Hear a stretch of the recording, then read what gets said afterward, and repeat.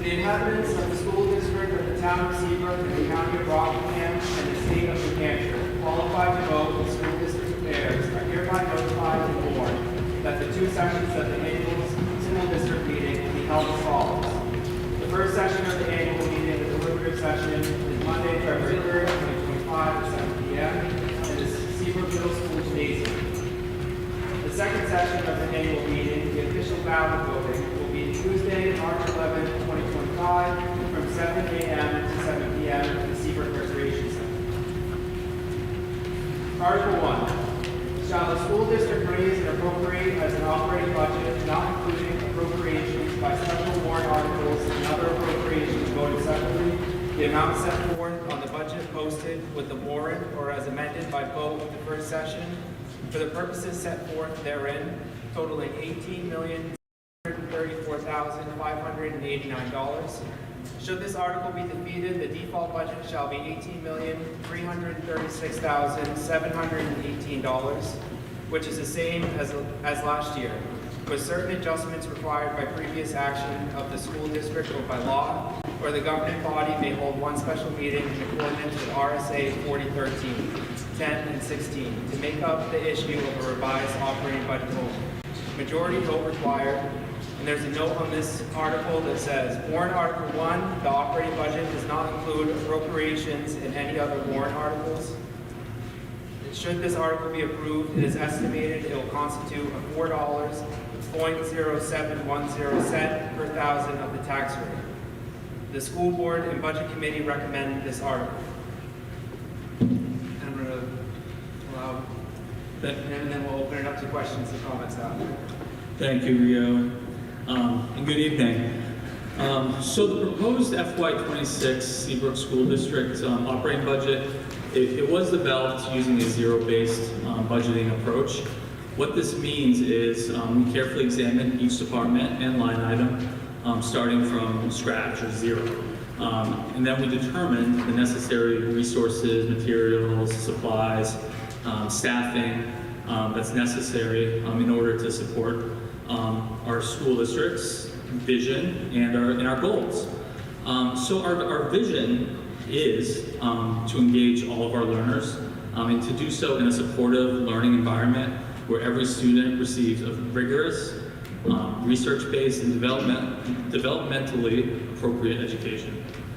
I will note that the vision prioritizes academic excellence while also fostering character growth and a strong foundation for lifelong learning.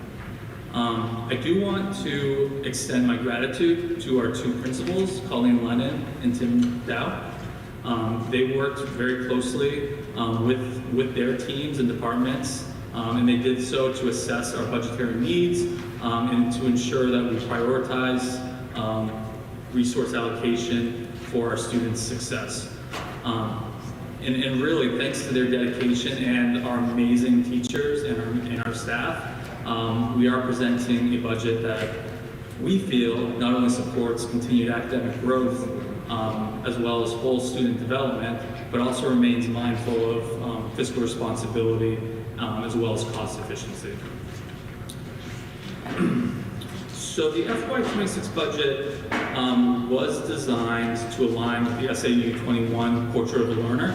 That's a strategic plan that we developed SAU-wide with common goals, benchmarks for all of our districts. And it emphasizes a number of areas, one being academics, mindsets, essential life skills, physical and mental wellness, and community engagement. These core priorities are what we use here at Seabrook to develop a Seabrook School Improvement Plan, and that's to ensure the development, again, of that whole child from the elementary school, actually preschool, elementary school, through the middle school, and then preparing them for entering high school, whether that's Winnicott or elsewhere. So by integrating targeted initiatives at both the elementary school and the middle school, the district fosters a dynamic and inclusive learning environment that prepares students for lifelong success. So to ensure academic excellence, the district supports a long-term enhancement of curriculum and instructional practices. That provides our students with research-based learning experiences, utilizing multi-tiered systems of support, MTSS, and that helps both our advanced and struggling students receive the appropriate level of challenge or intervention as may be needed. Professional development, utilizing UDL, so Universal Design for Learning, and using assessments such as NEWA and the New Hampshire SAS assessment scores. We utilize those to track student progress and really to ensure that our students continue with their growth, as we do have a focus on achievement and those assessment scores. I want to note at the elementary school, literacy instruction is strengthened through initiatives like the Wisdom curriculum, professional development on the science of reading. Additionally, Eureka Math and visual learning maps support student progress in mathematics. At the middle school level, we utilize competency-based assessments, individualized learning pathways, and project-based learning to empower our students to take ownership of their education. So that was the academic side. As I had mentioned, we're focused on academics, mindset, physical and mental wellness, community engagement, and essential life skills. On the mindset side, we are committed to fostering a growth mindset, and we do that by embedding problem solving and self-direction into daily learning. This could include such things as structured advisory, goal-setting conferences, and school-wide growth mindset language, and that all encourages our students to take ownership over their education. Additionally, we promote school-wide behavioral expectations. We offer professional development on effective instructional engagement activities. And that's all to enhance our student engagement and motivation, and also to minimize some of those disruptions in the class that have been a hot topic that we've really been working on over the last year. On the physical and mental wellness side, we do recognize the importance of student well-being. As such, the budget does invest in programs that support both physical and mental health. This includes staff training in conflict resolution, peer mentorship programs, as well as expanded extracurricular offerings. All these things create a positive school culture and increase student engagement. Additionally, we have various school security initiatives that we've put forth, including visitor management software and updated camera surveillance. At the classroom level, we've implemented initiatives like the Morning Mile to promote physical wellness, while also looking at executive functioning programming, so that we can work with our students to develop those essential tools for leadership as well as resiliency. On the community engagement side, the district, we've worked really hard to try to strengthen our partnerships between our families, our students, and the broader Seabrook community. And this is done through service projects, leadership opportunities for our students, as well as enhanced communication strategies.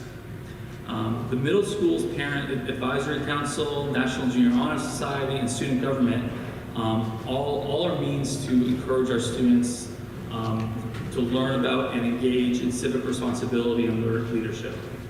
I'll also note that we've implemented Parent Square that does improve our school-to-home communication. On the elementary side, we're looking at grade-level learning expeditions, exhibitions, and that allows our students to really showcase their individual knowledge and contributions that they learned in the classroom. Finally, essential life skills is a key metric that we're looking at as a district. So when we look at essential life skills, we're looking at how our students can gain practical career, financial, technological skills, And that's done through experiential learning, field trips, collaborative projects, and really an emphasis on hands-on experiences that provide real-world applications of those concepts that our students learn in the classroom. The middle school integrates career readiness and financial literacy. We utilize mentorship programs and career exploration activities. And the elementary school complements this with public speaking opportunities, household management skills, and goal-setting exercises. And that all is intended to equip our students with those core competencies for future success. So by integrating all of these goals and then the benchmarks that roll up into those goals, we're utilizing that strategic portrait of a learner and school improvement plan to ensure that our students from pre-K to elementary through middle really develop the skills, confidence, and knowledge that will prepare them for lifelong achievement and ultimately responsible citizenship. So, enrollment is a critical factor in shaping the school district's budgeting process, as well as our strategic planning. In order to make informed decision making, we do partner with the New England School Development Council, that's NESDEC, and they conduct an enrollment study, and that's to analyze Seabrook's enrollment trends and look at future student populations. So according to current projections, the district does anticipate a slight reduction in enrollment from 570 students in this current FY25 school year to 568 students in FY26, which is next year. While this decline is minimal, it is important that we monitor enrollment trends, and this helps to guide us, when we're looking at staffing, when we're looking at allocating resources, and both those short-term and long-term planning exercises, and ultimately to maintain a high-quality educational experience for all of our students. So by leveraging this data-driven, these insights that we get from NESDEC and those enrollment projections, the district is able to proactively adapt to these enrollment changes and uphold that ultimate mission for our students' success. So embedded in our budget are cost of living adjustments for 3 employee classifications. That is our teachers union, our paraprofessionals, our educational associates union, as well as our non-union employees. So our non-union employees consist of our facilities staff, food service workers, technology personnel, our administrative assistants, and our administrators. The COLA for the 2 unions is determined via their collective bargaining agreements, so their CBAs. Those are contractual, and those were previously approved by the community at ballot. Those are both 4-year agreements that we're in the middle of. These agreements do allow us to ensure predictable and fair salary adjustments for those union employees. On the non-union side, the administration does determine the COLA based on the rate of inflation. So we utilize the Consumer Price Index, CPIU, for the Portsmouth region, so our geographic area. And looking from July of 2023 to July of 2024, CPIU did increase by 3.5%. So based on this data, we are recommending a 3.5% COLA for our non-union employees across SAU 21, including Seabrook. This adjustment does ensure that our wages remain competitive with area districts as well as non-school organizations, and it is reflective of economic conditions while maintaining and ensuring financial responsibility here within the district. So the Seabrook School District has proposed an operating budget of $18,634,589 for the fiscal year 26. That represents a 4.92% increase from the prior year's budget of $17,766,574. And this increase does reflect the district's commitment to not only maintaining and enhancing our educational services, but also ensuring the continued growth and success of our students.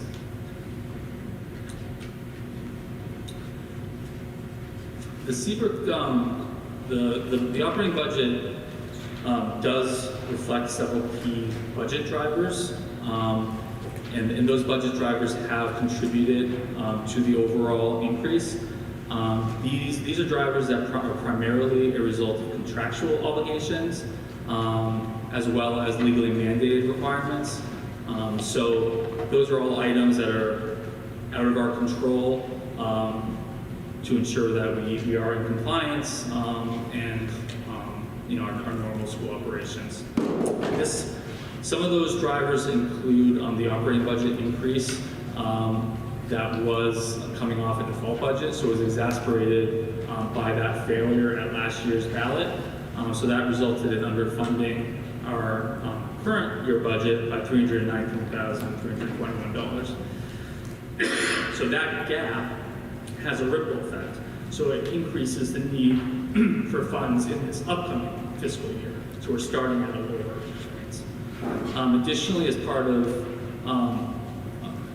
our district's ongoing efforts to both retain and attract and fairly compensate our staff, our budget does include those aforementioned salary adjustments.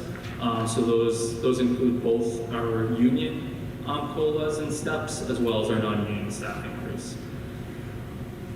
We have a 4.8% increase in our health insurance premium. That is reflected in the budget and is a direct result. So this 4.8% is actually a relatively modest increase when looking historically. To put it in perspective, last year we had a 23% increase in health insurance premiums, which really could handicap the budget. Speaking of inflation, inflation had a broad impact across our entire operating expenses. So as you know, when prices rise, our costs increase for supplies, for software, contracted services, any costs associated with maintaining our buildings and grounds have all increased. This is particularly apparent when looking at labor costs. When we're contracting out labor, those costs have increased. Those costs have increased. And then finally, I mentioned special education, and this budget is also been significantly affected by rising special education costs. That is driven by an increase in our transportation for special education, as well as services for students with specialized needs that are required at our district. So the district is required to meet these services, and those are services that are outlined in the students' individualized education programs. So on the flip side, we did have several budget drivers that contributed to reductions in our spending. And these reductions were a result of some strategic decisions that the administration looked at to reallocate some of our resources and improve efficiency. One area that we did save on was the maturation of our bond issue. So the principal and interest payments for our 20-year bond for the school building project is fully paid. So as a result of that, the district has seen that reduction in our debt service costs. Additionally, we As part of the budget development process, we conduct a staffing analysis for all of our departments. And when looking at our speech services and the services required per students' IEPs, we were able to restructure a speech language therapist position into a speech language assistant position. So that change does reflect those changes in student services, and we were able to recognize savings there. And then on an overall basis, we were able to make targeted reductions across a number of discretionary accounts. We did this by prioritizing departmental requests. This approach really ensured that we were only budgeting for essential expenses, and then we looked at where we could potentially reduce costs where possible, but always trying to do so without compromising the quality of our educational services. So these budget drivers have allowed the district to reduce costs things of coffee while maintaining its commitment to meeting the needs of the students. Moving on, we will get into the budget detail. I'm going to review each department and review whether there's an increase or decrease, and then provide a summary of the reason for that variance, whether it's a combination of contractual obligations, operational adjustments, inflation. I'll provide a brief summary. So the first department is general education, budgeted at $5,081,586. That's an increase of $218,857, or 4.5%. The rise in our general education budget does reflect our salary cost of living adjustments and step increases for our staff. That's under both our teacher and educational associate collective bargaining agreements. This account does include the bulk of our teaching staff. Additionally, there is an elementary teacher position that we are proposing to restructure into the middle school as a math interventionist role. That's a cost-neutral adjustment where we're just shifting responsibilities. And that's based on class sizes. On the special education side, we're budgeting $3,481,025. That's an increase of $32,445, or 10.56%. So that includes not only salary adjustments, but increases in our special education professional services and out-of-district placement tuition. So when we have a student that requires services, that needs a specialized school to provide those services, we do have to pay tuition to send them to that out-of-district placement. And all of these increases do reflect the services that are required for the individual student's IEP. I think people are done with my presentation. Turning the lights off.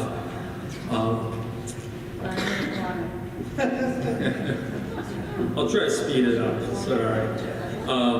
So our student activities budget is $77,863, an increase of $13,029, or 20.10%. And this is due to increased stipends, which is in line with our CBA. But really, this is one of those areas where I'm happy to see the increase, because what this means is that this was an increase in our participation levels in our extracurricular activities.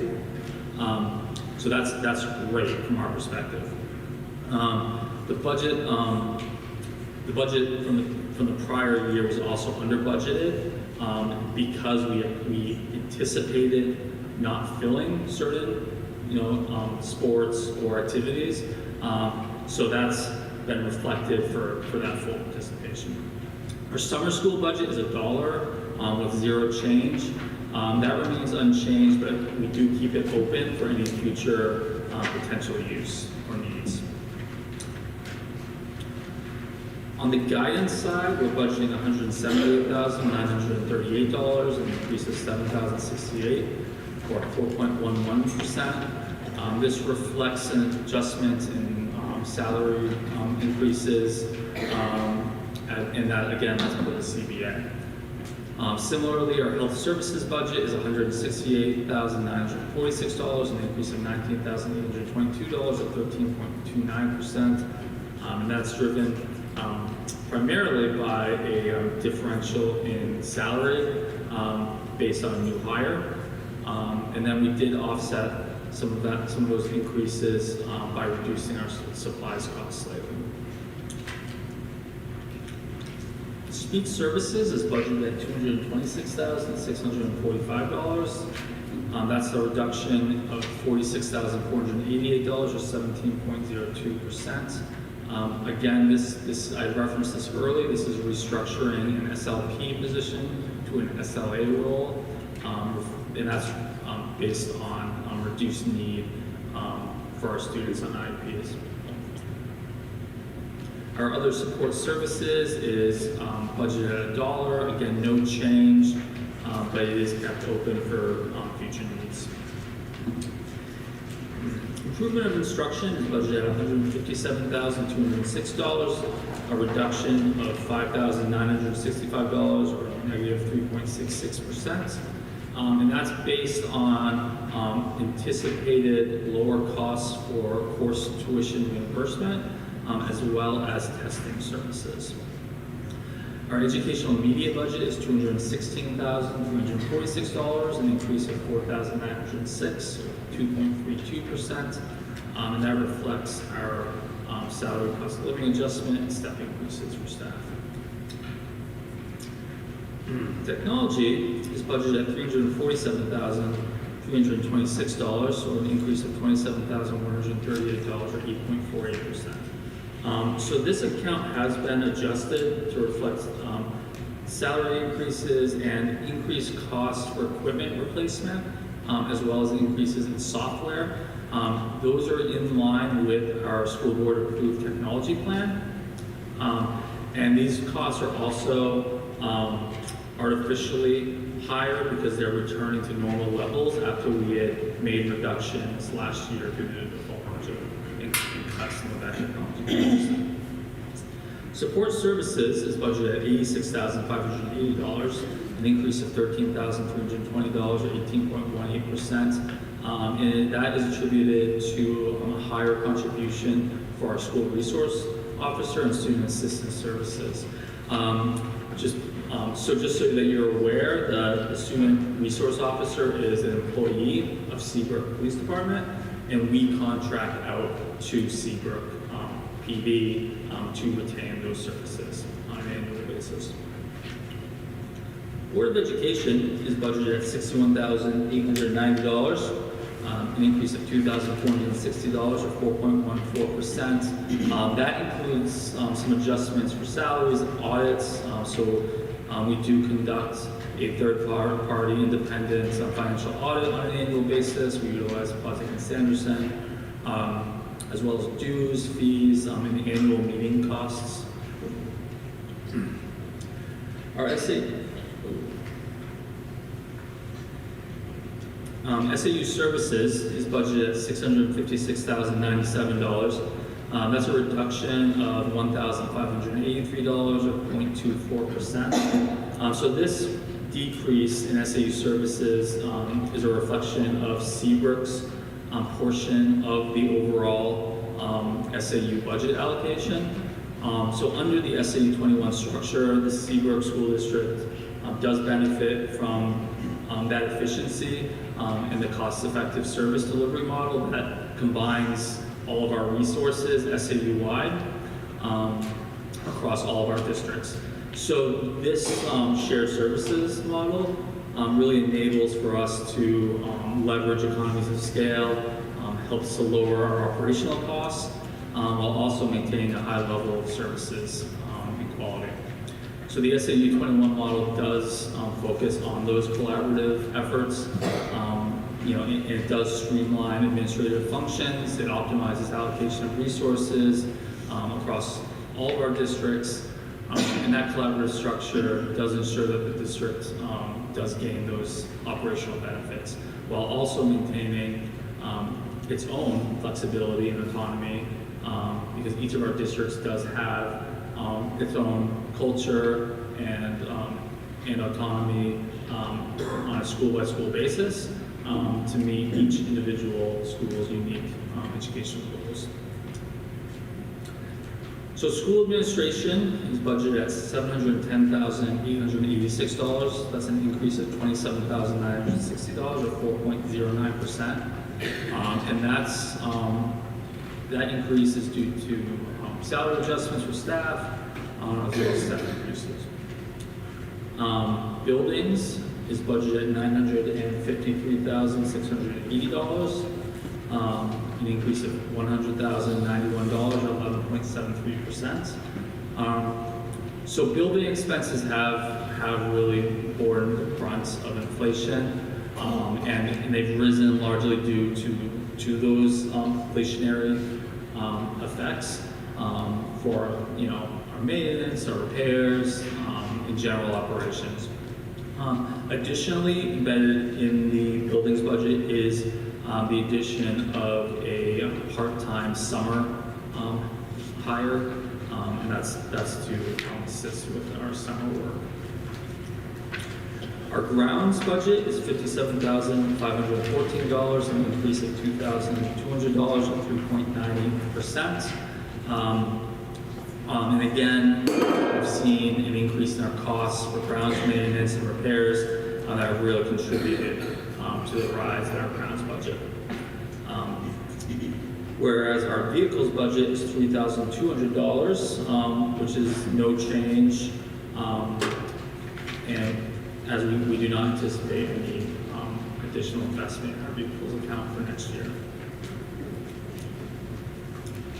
So transportation is budgeted at $1,173,208, an increase of $149,135 or 14.56%. This is primarily due to special education transportation needs, both in district and out of district.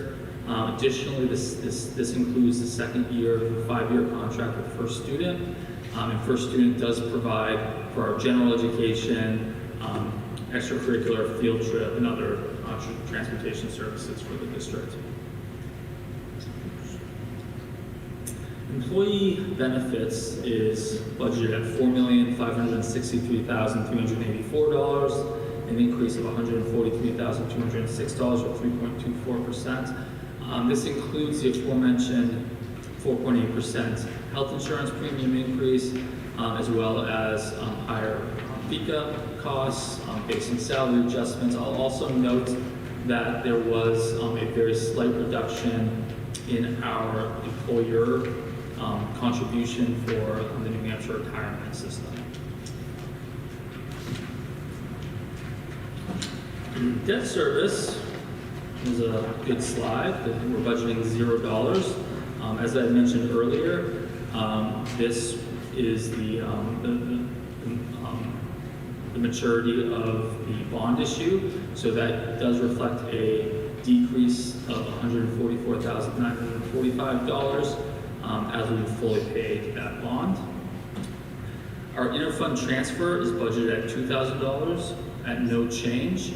That reflects a transfer from the general fund to the food service fund to cover any potential food service budget deficit. And finally, our food service budget is $430,267, an increase of $11,331, 27%. Food service was disproportionately affected by inflation as well, similar to facilities. We've seen increases in our food and supplies. This also includes our salaries, our staff salary increases. So our default budget for FY26 is set at $18,336,718. That is $297,871 less than the proposed operating budget. And I just want to note that the default budget number, that represents the appropriations from the prior year's budget. and then it's adjusted for debt service, contractual items, and other legally mandated obligations, and then it's modified further by reducing any one-time expenditures or any eliminated positions.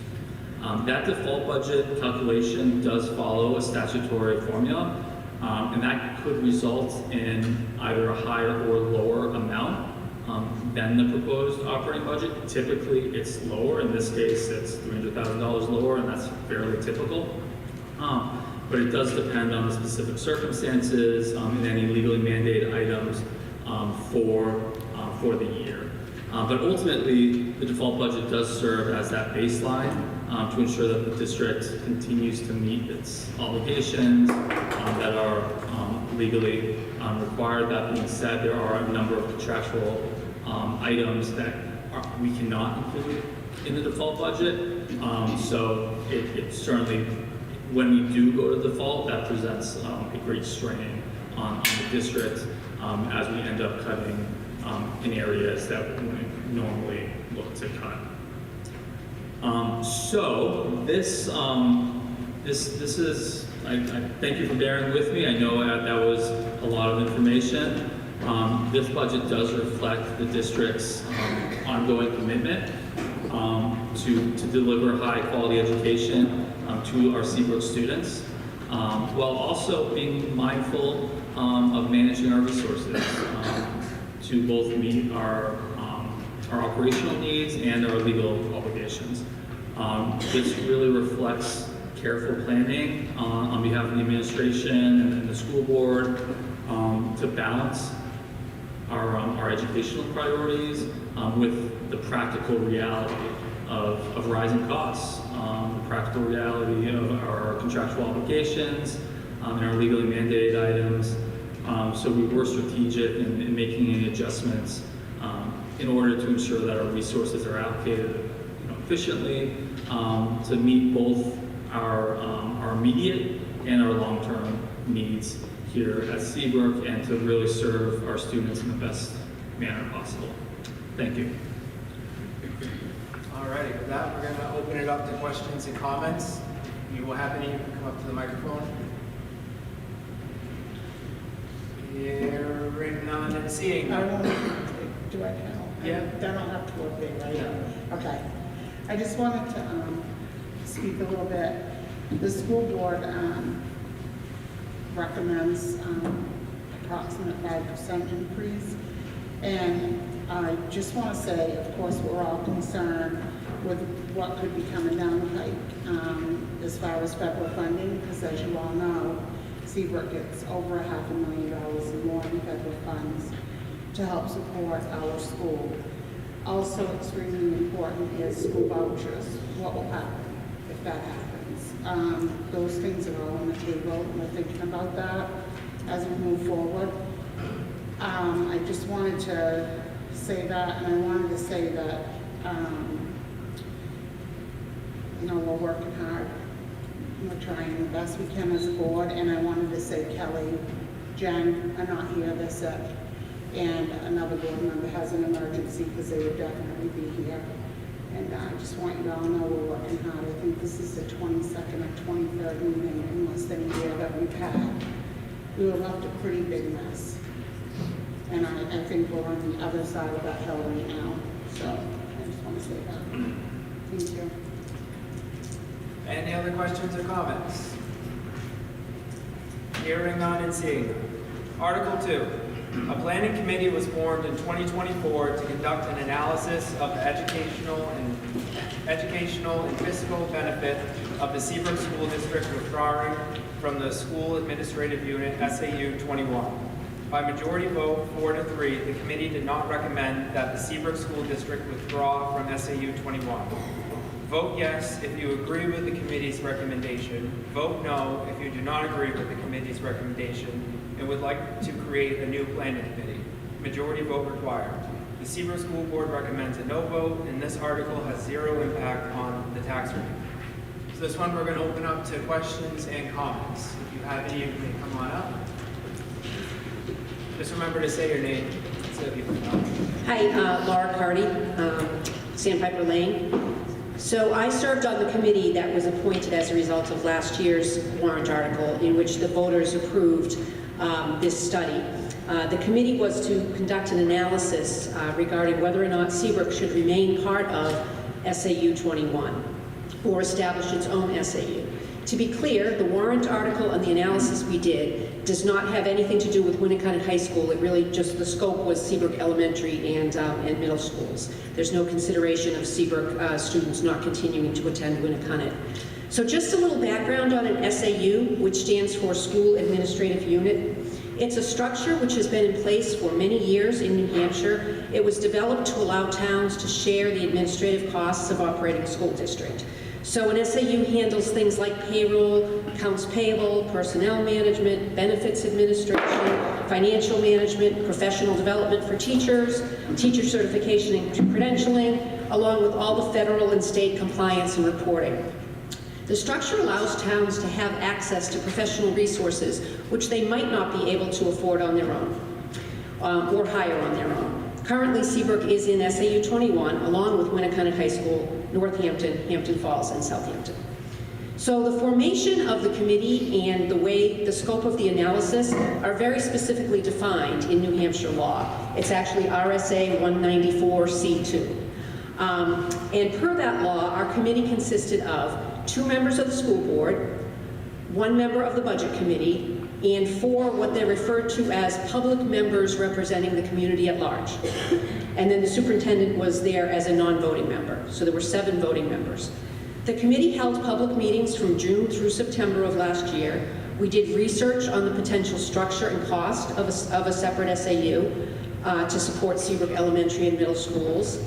We studied other school districts that had gone through this process. We conducted a survey to gather input from the community. And we got a presentation from the superintendent on Seabrook student achievement, both compared to other SAU 21 communities and trended over time. So the New Hampshire statute that I mentioned states that the planning committee shall act by majority vote of its total membership. After completing the research and analysis, the committee voted 4-3 to recommend that Seabrook should not withdraw from SAU 21. So bottom line, we found that it would cost Seabrook more to have its own SAU, and we couldn't come up with any evidence that there would be better educational outcomes for the students as a result of spending more money. So a little bit more detail. First, on the cost to taxpayers. We developed detailed estimates for the cost of a separate SAU. The first thing that we found was that there would be about $117,000 in one-time startup costs that we would incur to set up our own SAU. And then we looked at the annual ongoing costs. So for this past year, Seabrook was charged $658,000 for its share of SAU 21. Our detailed estimates ranged from $788,000 up to over $900,000 in terms of what it would cost us to form our own SAU. After extensive discussion, the committee agreed to estimate the total cost at $750,000. So that would be an annual increase of at least $92,000 per year over the amount Seabrook is currently paying, in addition to the startup cost of $117,000. So then, as it pertains to educational outcomes, all committee members agreed that Seabrook student achievement, as measured by standardized test scores, is in need of improvement. But we disagreed on whether or not Seabrook setting up its own SAU would lead to better outcomes for students. The majority believe that there is a better chance for improvement by all parties, the administration, the school board, the teachers, and the community continuing to work together to make progress. And then finally, on the, as it pertains to community input, we did an anonymous online survey, and among Seabrook residents, twice as many people gave us only reasons that they did not want to withdraw, as compared with the number that gave us only reasons that they did want to withdraw. And then among the teachers completing the survey, 100% indicated they did not want Seabrook to form its own SAU. We also received a letter from the teachers union stating its support for Seabrook remaining part of SAU 21. And now, since our analysis was completed, we've actually gotten good news on Seabrook student achievement. Scores on standardized testing are definitely trending up, and the kids are proud of their progress. Seabrook has many talented and dedicated teachers and educational assistants with excellent principals and support staff in place.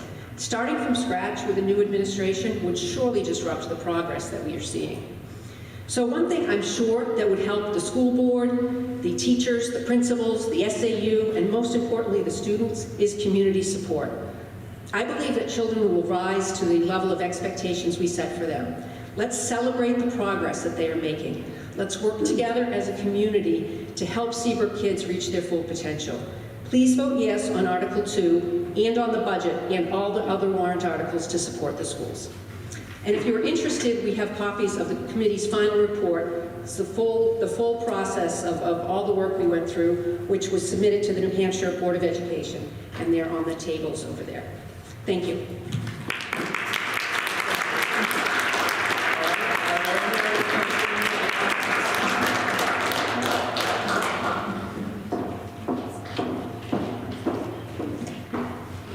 Good evening. My name is Laura Likovsky. I'm a kindergarten teacher here at Seabrook Elementary. I am a resident of Seabrook and a parent of a son and daughter who went through the Seabrook school system. I'm speaking tonight in regard to the withdrawal warrant article because there's a message out in our community that withdrawing from the SAU will make things better for our schools. At school board meetings, there's often talk about our students not doing well, and many people are sending the message that it's because the SAU is not working in the best interest of our students, or that the SAU does not know how to meet the needs of our students. First of all, I'm in the walls of this building every day, and I can tell you that we benefit from being part of the SAU. But that's not really where I want to focus my comments tonight.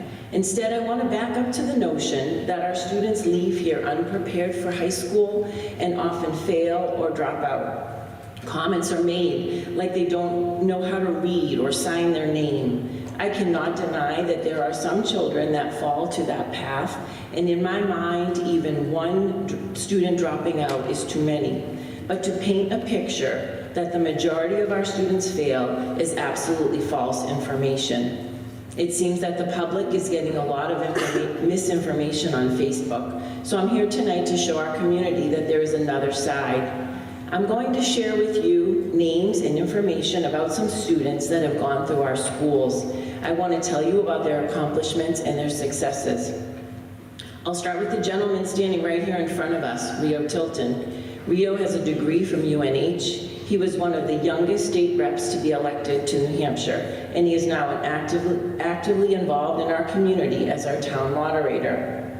Some of our former students have come right back here to work in our schools.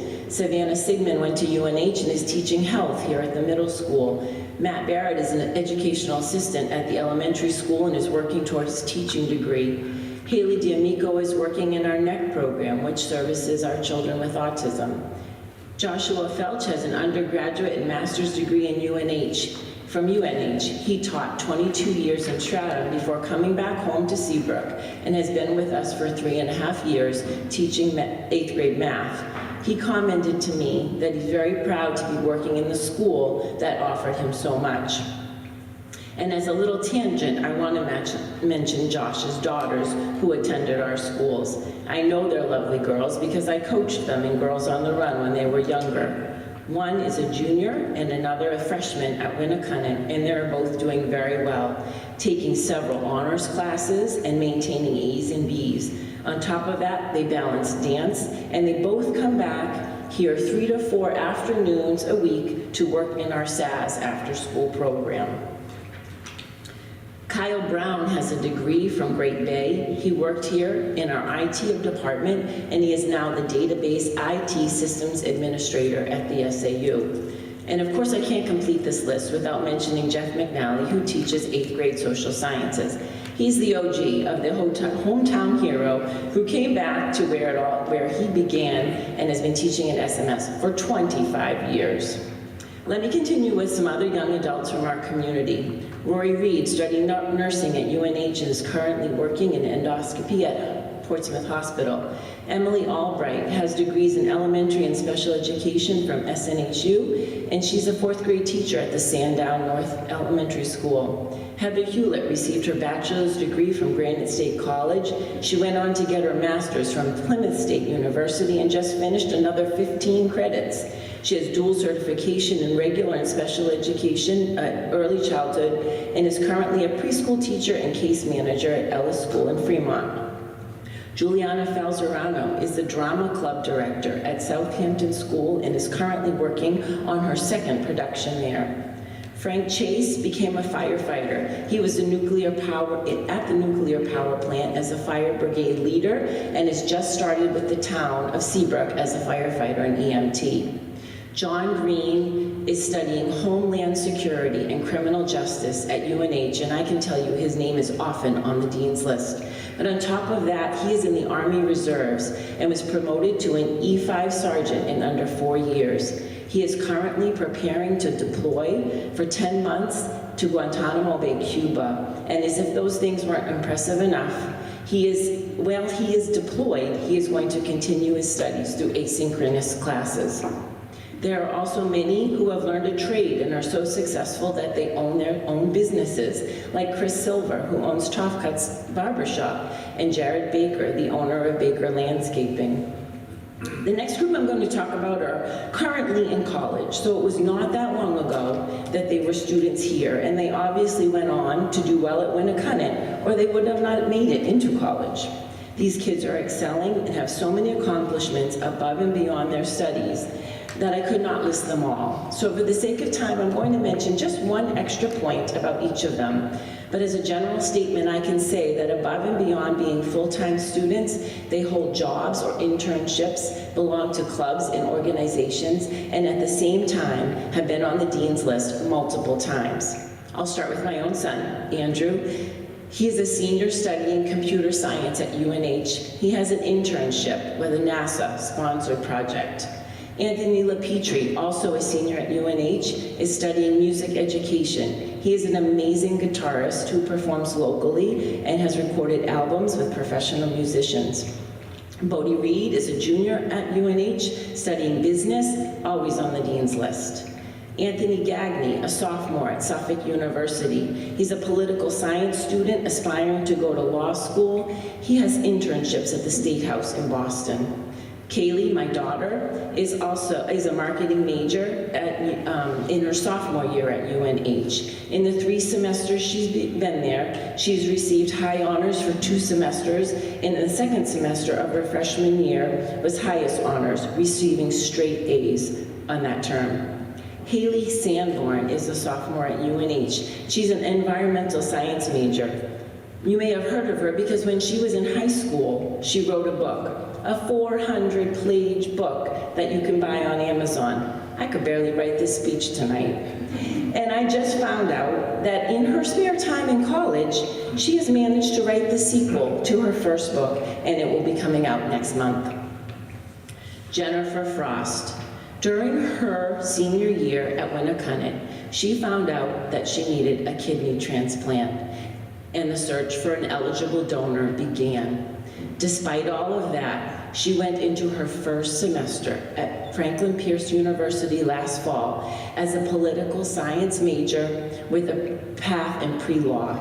While she was there, she finished the semester with a 3-point GPA, all while being part of the field hockey team and balancing her doctor's appointments and daily dialysis treatments. Just last month, she had her kidney transplant, and I'm happy to say that she's doing very well. 3 weeks after her transplant, she started taking online courses so she could continue working on her degree. If that isn't resilience and determination to further her education, I don't know what is. Her story is so inspiring.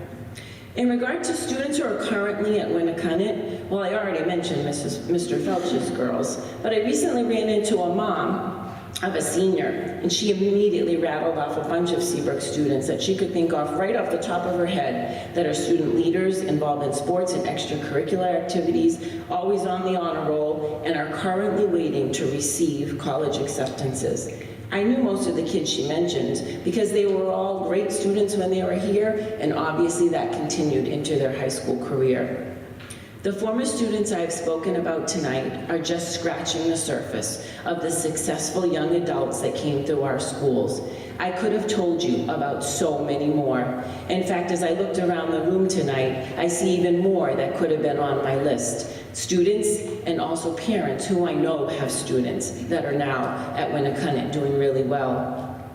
When you go to vote on this warrant article, please think of the small sampling of young adults I just shared with you who are resilient, brave, hardworking, and successful. They are products of this school, which is supported by this SAU. So please vote yes on Article 2.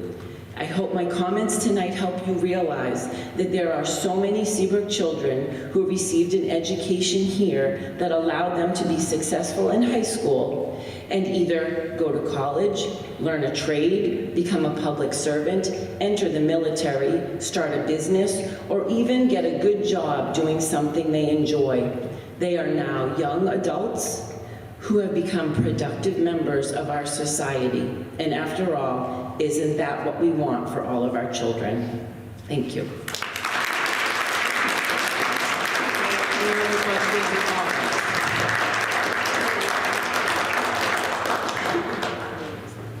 So, is somebody coming up to speak? No. Okay. I just wanted to say that, oh, are you coming up? Okay, I'll wait. Let her go. Hi, just Karen, Lighthouse Way in Seabrook. I just first and foremost want to say that I echo the comments everyone has made so far about this warrant article. I think it's a super important one for us.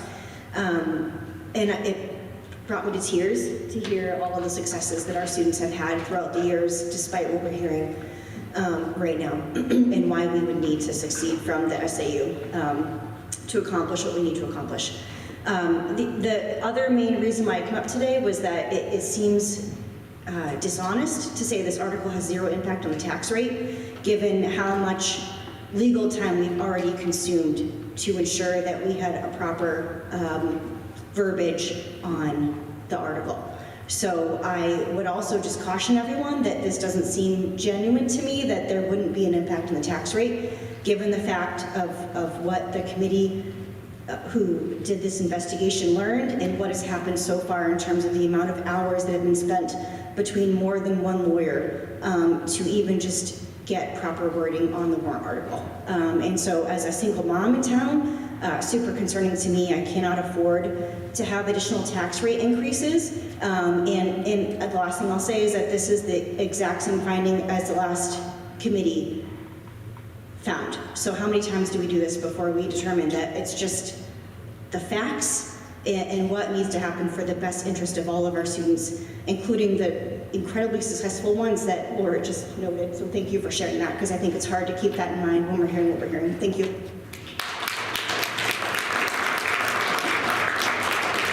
We're going to hold the applauses until the end. I don't want to get in trouble with this. So. They're clapping for me, Rio, isn't that okay? Just kidding.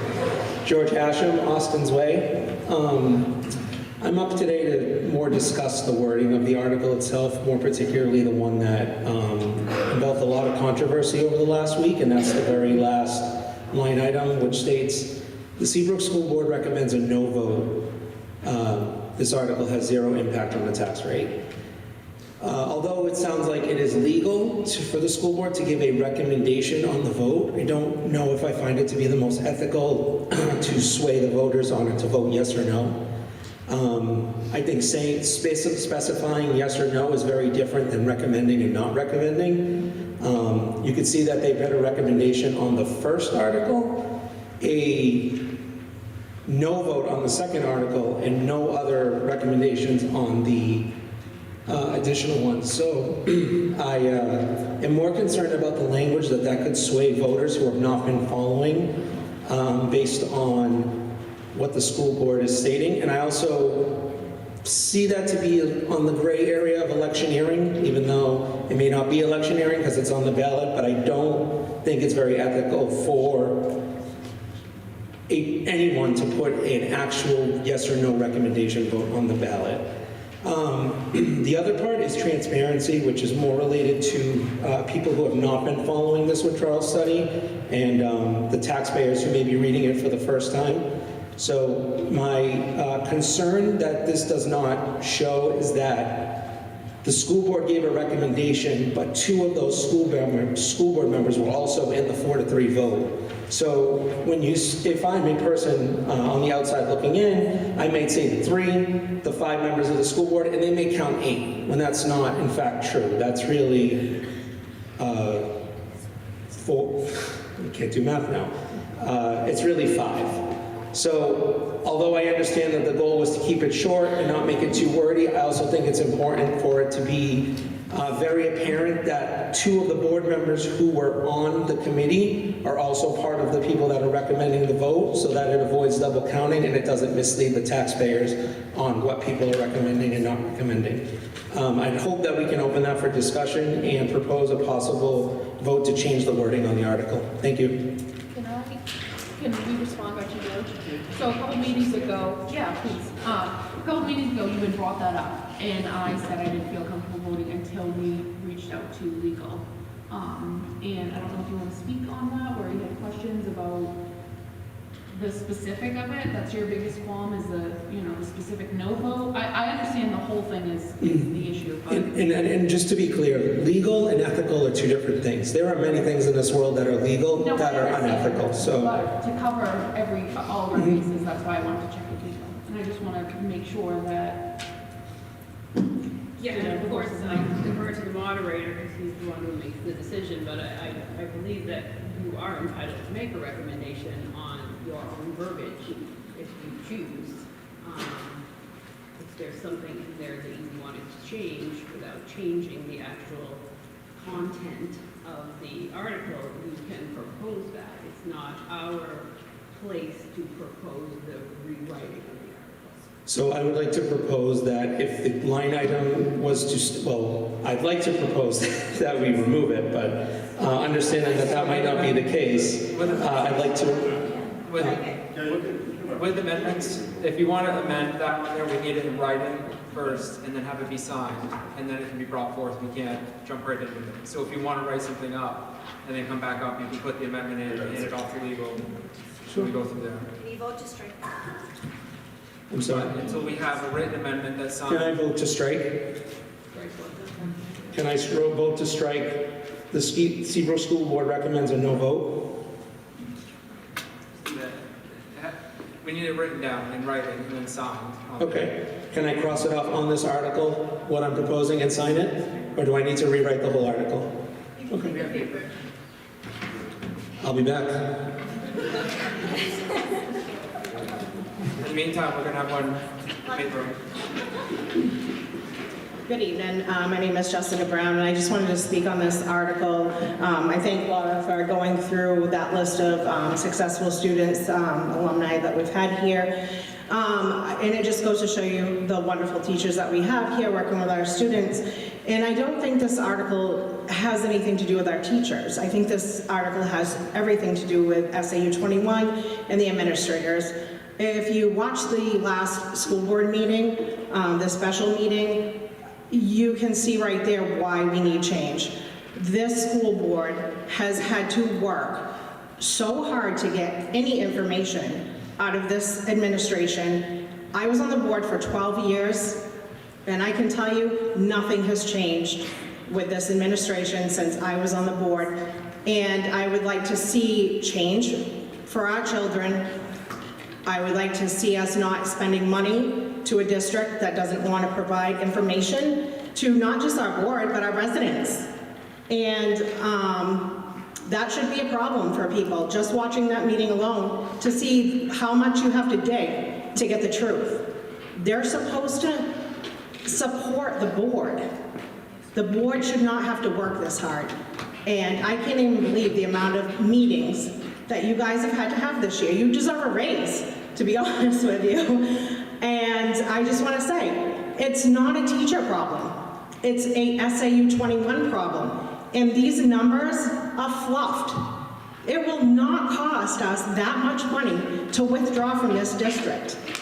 Hampton has 3 schools with many more students than Seabrook does, and it does not cost them the amount of money that you guys have put in your study. I believe it's fluffed, and I believe this study was doomed from day one because everybody had their minds made up before they even got into this study. So I'm going to ask you to vote no, and please give our school a chance to pull from this district so our board doesn't have to work so hard to have the truth.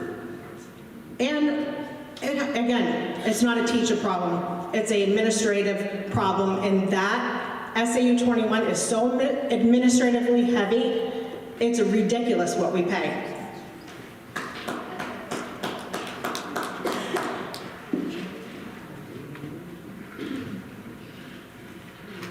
Good evening, Jeff Brown. I'm not here to talk about the article necessarily, but the proposed amendment. And I have an inquiry to the council about that subject matter about the school board taking a vote is statutorily required on warrant articles. The only reason why there isn't a budget committee recommendation on it is because there's zero impact on the tax rate, which had already been determined by the school board. So the warrant article itself can be amended, but the vote that had already taken place can't be.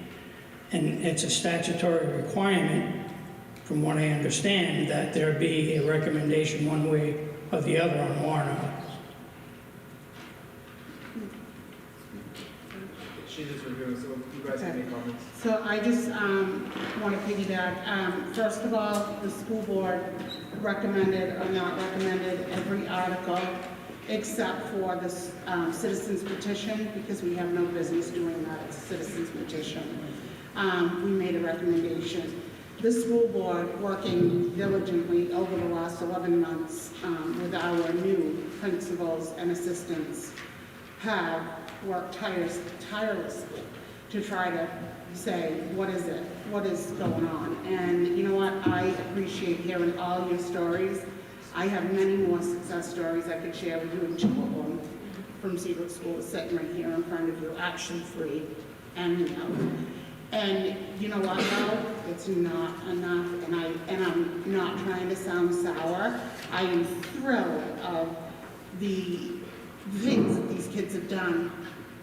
But what about the 60% that's sitting here, going up to the high school? These teachers are banging their heads, trying to catch these kids up as best they can. For me, I say, give them more staffing in the middle school. We can see that is where the problem is. Give them the aides in the classroom like we have at the elementary school. Why don't we have that support for the teachers in the middle school? We are looking at what we have in front of us. Is it working?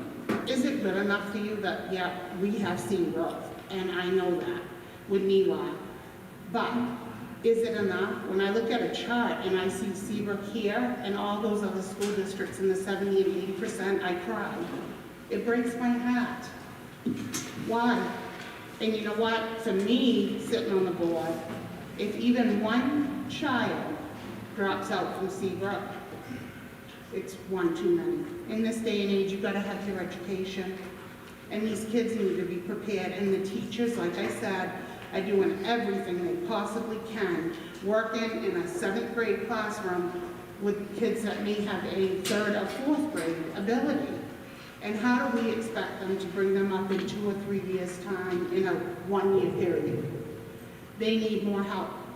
And for this article, our school board worked hard. And I'm going to tell you, the 2 members that we had on there, Kelly and Lacey. Lacey brought a wonderful report about, hey, you have your space right here. You don't need to rent space like Hampton had to do and pay all that money. She found space right here in our building. Our town deserves 100% attention from a superintendent. We're paying big money. Right now, we get 1/5%. And why? Because there's so many other districts here that need them. Hampton did this. I watched it play out. It was a success for their schools, their students, their staff. Their kids are doing well. I want the same for Seabrook. and they don't have time. The deadline's passed. And the only thing that I can say to you, if something is mediocre and okay, but not really working, would you say that's okay with you? Would you accept that as enough? Or would you say, gee, maybe this is a chance that we can better ourselves and better our support from an SAU of our very own here in town, on the school grounds, working every day with our staff? And that's all I'm gonna say. And from my point, it's up to the voters to vote, yes or no. And as a board, we took a vote and we said that we recommended no. And I believe that should stay on the article, and I agree with Mr. Brown.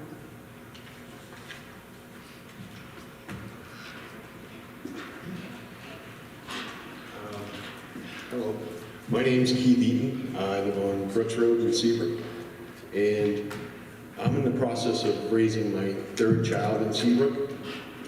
And the biggest thing that needs to happen is for our students to have positive role models in the community. Arguments like these that have happened in these school board meetings and things like that, they see these things. It's public access, okay? If we can't control ourselves, how can we explain to them why they need to stay in their school district? If they're seeing people hollering at each other or on Facebook arguing with each other, it's not about that. It starts at home. It doesn't matter the school district. It starts at home to be a good student. I've been coaching in this community for over 20 years, okay? I can't even get anybody to coach because no one wants to step up. They're too afraid of being wrong. Don't be wrong. Don't be right. Be you. Okay? That's what we have to do. I know we don't get support. I graduated in this building in 1988, okay? I graduated from high school in 1992 with 2 diplomas. I didn't get a fair shot in this school. I guarantee you. But I flourished in high school. My daughter, 26 years old, high honor roll. Know why? Because I positively reinforced schoolwork. That doesn't happen in this community. That's the biggest problem. My son is a freshman. He's 14 years old. Mr. Felch helped him multiple times. He stayed after school because he wasn't getting it, okay? I said, the biggest thing you can do is you try hard and do well. And then you will always do well if you give yourself the effort. I understand you guys done a lot of work, and I commend you for that. But I think staying in SAU 21 gives more reinforcement to the community because there's more structure. There's too much arguments. I could just imagine what would happen if we went to our own school board. It would be unreal, the arguments that we'd see on Facebook. And it's not worth it. It really isn't. At the end of the day, I hope my 6-year-old that's in Miss Laura's class flourishes in the school as well as my daughter did and doesn't have the problems that my son did. But only time will tell, and he will try hard and always do well. Thank you.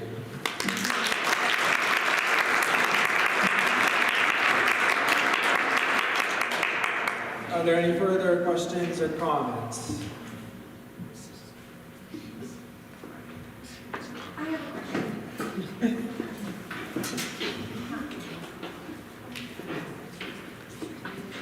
Samantha Magnarelli. I also went to Seabrook School, and I think I'm pretty successful in life, but I also think that our town has changed greatly since I went to school and Lacey went to school, and lots of other people that Laura did mention went to school. I love that we have success stories and we have great kids, but our town is different, so we do need different things for our students now.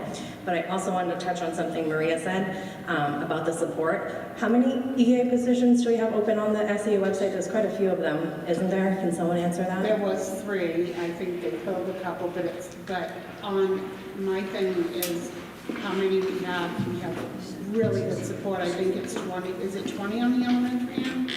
No? 19? Maybe. I don't know, Meredith. But on the middle school end, I think there's 2 or 3. And that's where I'm sorry. More than 2 or 3. I thought you said there were two, now in seventh grade. Two regular ed, and we have special education. Well, I think the problem that we have is that we can't hire people because we definitely also need more support in the elementary school. And I know this is kind of backtracking, I don't know if it's allowed, but going back to the budget, you guys want to pull a teacher in first grade, which is my kid's grade, and make the class sizes bigger, but there's already not enough EAs to cover those class sizes. So you're asking to make a first grade classroom of 6-year-olds bigger with not the support staff that we need for those kids, and that's just not okay. And they don't see anyone who'd think that that's okay to do that. They're 6, so they need help and they need support, and we just don't have that already. So pulling makes it difficult. What else did you want me to bring up? You had something else. Oh yeah, if the bid budget doesn't pass, are you still pulling a teacher and moving them over to middle school no matter what? Like that's happening no matter what? I think that needs to be discussed when, and hopefully we don't have to go into a default budget, but I think it needs to be discussed. When that was presented to us, I believe we asked specific questions about class sizes, and that this teacher that would be removed to go to the middle school would basically these 3 teachers would follow this smaller grade, smaller class, and I do not know that there was EAs lacking. I don't know if they technically are lacking. I don't know what the numbers are, but I think 6-year-olds should have an EA. Every first grade class should have an EA, and that's So not something I know. So my understanding was, and maybe Matt can elaborate this a little bit more when it was presented to us, that my concern was class sizes, and because that class size is notoriously small, where the others are larger by maybe 15 kids, that those 3 teachers, that class, when it went to 2nd grade, there was only going to be 3 teachers. When it went to 3rd grade, there was only going to be 3 teachers. When it went to 4th grade... So we're really banking on them staying small, but we have so much growth in this town. Right. We have the Brook building their condos. We have Condexes going in on Centennial. We have so much growth and people moving into this town. So the idea that that class is going to stay that small is pretty unrealistic, I think. And the other point is that give these kids a chance. Like they do have a small class, so they are getting the attention that they need, and they're doing phenomenal. Our kindergarten class, I think, is doing great. And why not give them a shot to stay small and let them see what they can achieve by doing that? No, I get it, and I think that should be considered. At the same time, though, I wish we could have so much, and I think we're trying to problem solve, and unfortunately, if we want to better one area of the school, at this moment, at this budget, we have to take away from one area. And this is the hardest job, this is the hardest part, honestly, being on the school board, is budget season and the default budget, because you just wreck your brain, at least I do. I lose sleep over it, trying to be like, am I making the right decision? Are we moving the right parts to make these kids the most successful? At least that's how I feel anyway. Right. So I think if, hopefully, we don't have to go in the default. If we do, that definitely would be revisited during our budget meeting right after election. Okay, thank you. And just for reference, that class size, if we had 4 teachers, it would be 10 students in the classroom. And with the 3 teachers, it would be 14. Right, and then with any move-ins, you're going to get a larger class size of 6-year-olds. Yeah, we've actually seen decline in enrollment. Right, but the Brook, which is our casino, has just been approved for condexes and apartment buildings, and so we're going to get more students in. It's going to happen. And at which point we'll budget accordingly. Right. All right, so we're going to talk about the SAU withdrawal. Sorry, that's where we're at. It's about the SAU. I wasn't paying attention, that's my fault. I just want to make a comment, like Lacey did. I want to say one thing. We sit here, I'll never cut a teacher, and we cannot control, unfortunately, the superintendent and the SAU decide where they move people around. However, as a board, I think we really need to look at that support. And I'm saying we need more in the classrooms. I remember the days when we had the special education EA, we had the regular ed EA helper, and we had the teacher. What happened to those days? And now they're in a classroom where they're dealing with so much more, but yet we want to take away, make a bigger classroom. I don't agree with that. All right, so we're going to pull it back to the SAU now. Do you have something to say? Because if not, we're going to go. Lacey's favorite person. I have a question of the attorney on Article 2. Does the statute allow this warrant article? I'm sorry, did it allow? Does the statute allow a warrant article? Absolutely. So the statute allows for the study committee. Yes, The statute allows for the report. yes, The statute requires a report to go to the Board of Education. yes. And the statute allows for reconsideration of the report, or does it require the town to do a whole new warrant article all over again for a no report? It requires a new warrant article for the committee. This isn't that, though. That isn't what? This isn't a new warrant article asking for a new committee. This is a warrant article asking for the people to agree with the committee vote that has already been submitted to the Department of Education. Right, right. And it allows for a new committee automatically, or would it require, let's just say that this article fails. In other words, there's a no vote. Yes. They, Do the townspeople have to come back next year with a new warrant article asking for a committee? 2 years. So we have to wait 2 years. Yes. So if the people of Seabrook vote no on this, we have to wait 2 years to submit a new warrant article to create a new committee. The opposite. The If opposite. they vote yes on this, then it fails. And you have to wait to read. If they vote yes, if you agree with the committee. If you vote no, you have to. If you vote yes, you agree with the committee's vote. If you vote yes, the report that's already been submitted to the Department of Education has been accepted by the Department of Education stands. If you vote no, the statute allows us to start over again without waiting 2 years. Yes, in March, we can start the. And the statute allows that. Yep, otherwise we have to wait 2 more years before we can even revisit. Okay. Thank you. Okay, so we have got back about the amendment, and you just want to say, Yes. So, I don't know how you vote, so, but the language that you're proposing for the change would need to be put out to the voters, and it depends on what the vote is and whether it stays in or goes. You know what I mean? I don't know if you vote by secret vote, by hand, by, okay. no, sorry. You have to read that. Yeah. Okay, so the amendment that was brought forth is the Seabrook School, is to remove the Seabrook School Board recommends a no vote on Article 2. And was there a second? Second. Just, we need a name, someone. Okay, so we're going to open this up for limited debate, if anyone would like to make comments on this amendment, before we go to a vote on the amendment. Could I ask a question, real point of order? Could they vote privately, or do they have to vote out? Because a lot of people are staff, parents, and they may be uncomfortable voting. Could they vote private to be counted? If that's what the people want, I mean, we're going to do it. We're going to keep it. I'm going to do a divided house vote when it gets down to it. So we're just going to make our comments now, limited debate. If nobody comes up, we're going to go to vote for it. Leo, can I ask a question? Yeah?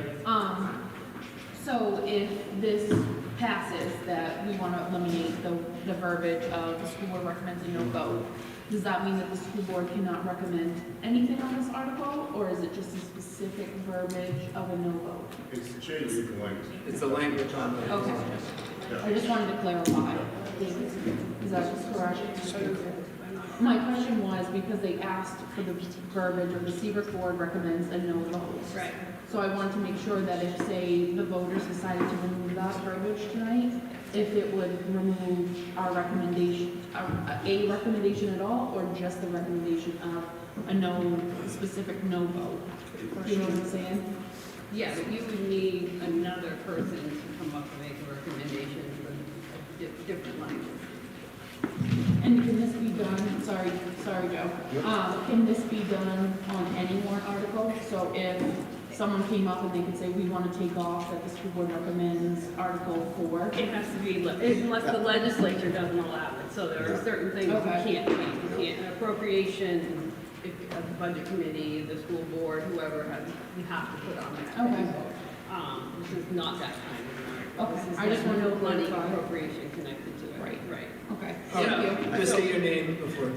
Joe Jeffrey, I'm a resident. A vote was taken at our town meeting last year to ask to put a committee together and get their recommendation.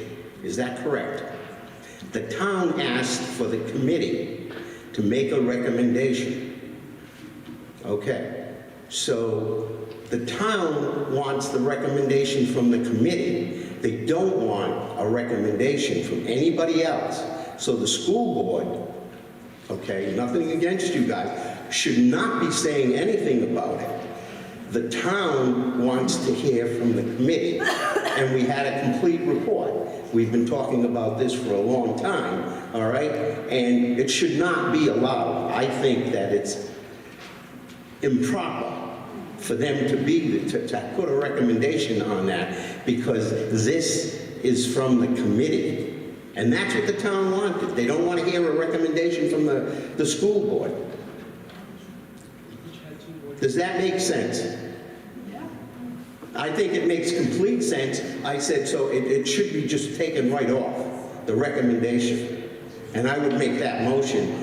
I don't even think it makes a motion. I don't think a motion is necessary. I think you should decide that recommendation from the school board should be taken off because the town wanted to hear from the committee.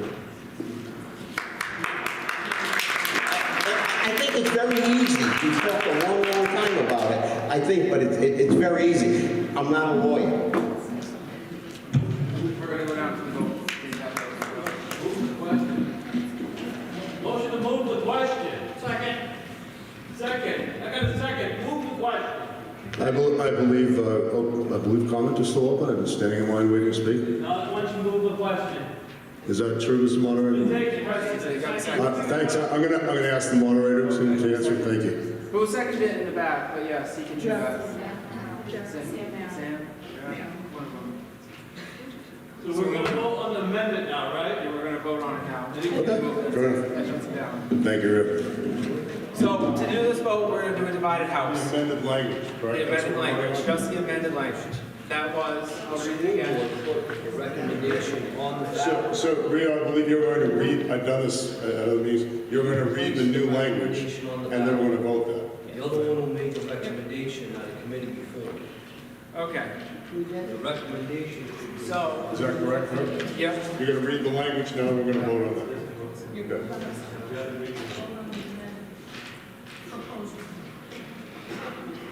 So, the amendment that was proposed was to remove the Seabrook School Board recommends no. So we're voting on the amendment only right now. So, with that, right? Am I right? Yes. So we're going to do a divided house. So on this side is if you're voting yes to add the amendment. On this side is going to be no, that you do not want to add the amendment. So, strike the language on this side, just remove it here. You say over here, yes. I don't want to get caught in the middle. We just need you to read the language.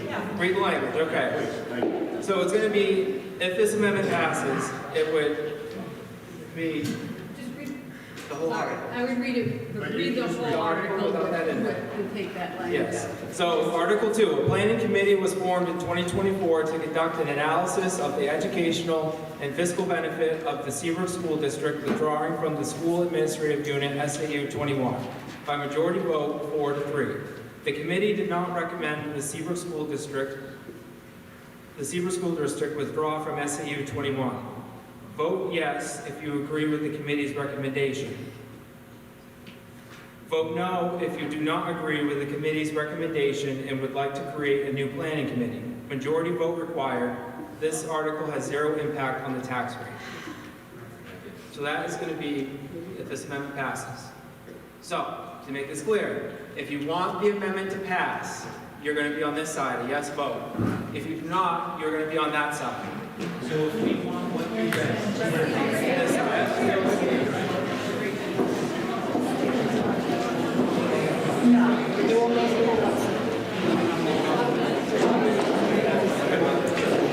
Good job.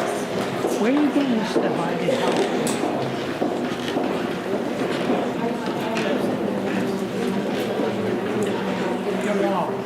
We can do divided house. We've done That's divided house in the stupid. past. You never do it at town meeting. We've just, we can, everybody is on this side.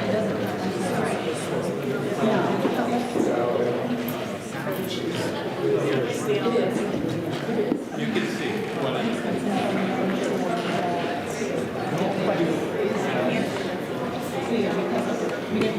So, I'm going to go with the majority so it passes. Right.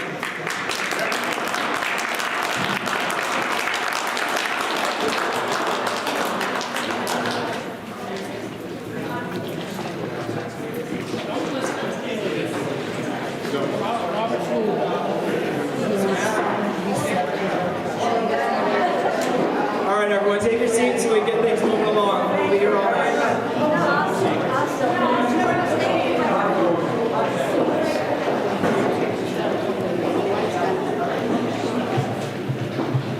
So we're going to continue the discussion as a whole for the article now.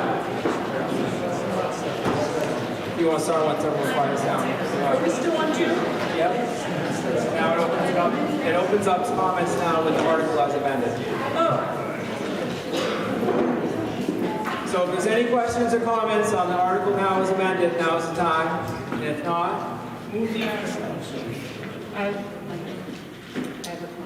I just want to say one thing, that the school board was representative on that withdrawal committee. It was Lacey Fowler, Kelly Hoover, and our budget chair who voted no. And I want to make that clear. And I want to say, at the end of the day, this is a small room, right? The voters will decide whether we withdraw or not, and we'll accept whatever that is.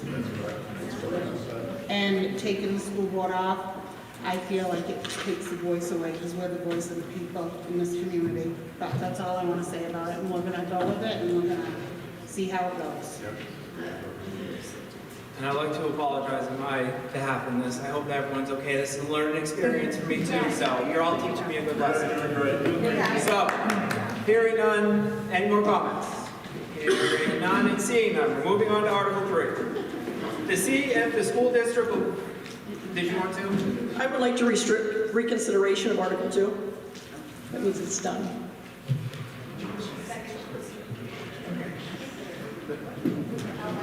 Yeah, you could have done that at the beginning. She could do it. I know, I did move on already. Yeah, so, But they can't go back to it. no, because we're done. we're going on now. Can I go back and restrict reconsideration to Article 1, so we can't go back to that again, too? Council? I don't know what we're at, I don't understand the question, sorry. The restricted date, she wants to restrict the date back to Article 1. So we've already moved on to Article 3. You want to go back to Article 1? No, she's saying restricted date, like, so we can't go back.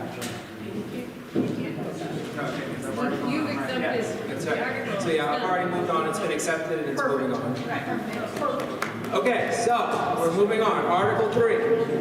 To see if the school district will vote to raise and appropriate the sum of $115,000 for the salary and benefits for a behavioral interventionalist to serve the Seabrook School District. Majority vote required. The school board and budget committee recommend this article. Should this article be approved, it is estimated it will constitute a .0251 cent per thousand on the tax rate. Thank you. So the Seabrook School Board does propose a warrant article to raise and appropriate $115,000 to fund the creation of a behavior interventionist position. So this position is absolutely vital in implementing both proactive and responsive behavioral strategies at both Seabrook Elementary and in the zones room, as well as Seabrook Middle School. The behavior interventionist will focus on fostering a positive behavioral environment They'll have primary goals of reducing behavioral referrals, as well as supporting student success through targeted interventions. Some of the responsibilities for this position will include developing and implementing tools. That could include visuals, social stories, data sheets, contracts, and individualized behavior plans. And each of those are tailored to individual student needs. And by creating this supportive and inclusive atmosphere, this position will enhance the educational experience, and we hope that it will directly contribute to the success and well-being of students in both the elementary and the middle school. So I will note that this initiative does aim to promote student growth while also strengthening the overall school environment and really making it a key part of the district's commitment to student success, inclusion, and achievement scores. Thank you. Are there any other questions or comments? Hearing none and seeing none. Article 4, to see if the school district will vote to authorize the school board to enter into a 5-year lease agreements in the amount of $149,000 for the purpose of replacing the 2010 pickup truck and plow package, $61,000, and 2004 tractor, $87,500, and to raise and appropriate the sum of $29,800, $12,300 for pickup truck, and $17,500 for tractor for the first year's payments. This lease agreement contains an escape clause and $1 buyout. Majority vote required. The school board and the budget committee recommend this appropriation. Should this article be approved, it is estimated it would constitute a 0.0065 cent per thousand on the tax rate. Are there any questions or comments? Thank you. So the board does propose this warrant article to raise and appropriate $29,800 for the first year lease payment to purchase a new tractor and truck. I will note that these vehicles are essential for school operations. They're used to maintain and service our school facilities. That includes tasks such as trash delivery, snow removal, and general upkeep of the grounds and the athletic fields. The current truck and tractor are at the end of life. They are currently requiring very costly and frequent repairs just to keep them on the in operational shape. So by securing funding for this warrant article, this will ensure that we will have reliable, cost-effective vehicles, and that will help maintain our campus. I will also note that this amount covers the first year of the 5-year payment for the new vehicles. It's referred to as a lease, but this is a municipal lease, so we're not returning these vehicles. We will own them outright. It's essentially financing with the $1 buyout. And this investment will help streamline our facilities maintenance and reduce some of those long-term costs, and ultimately enhancing some of the efficiencies with school operations. Thank you. Are there any questions or comments? Hearing none and seeing none. Article 5, to see if the school district will vote to raise and appropriate the sum of $50,000 to be added to the existing special education expandable trust fund. Majority vote required. The school board and the budget committee recommend this appropriation. Should this article be approved, it is estimated it will constitute a 0.0109 cent per thousand on the tax rate. Thank you. So the board is proposing this warrant article to raise and appropriate $50,000 to contribute to the Special Education Expendable Trust Fund. This additional funding will assist with our on. Thank you. So the board is also proposing funding the Building Maintenance Expendable Trust by raising and appropriating $50,000. This will help rebuild the balance of this trust Unfortunately, we did have two boiler failures this past year, so we did have to make significant withdrawals, upwards of just over $130,000 to replace those boilers. And that's really the purpose of this trust. It's to provide that financial reserve for those unanticipated maintenance needs.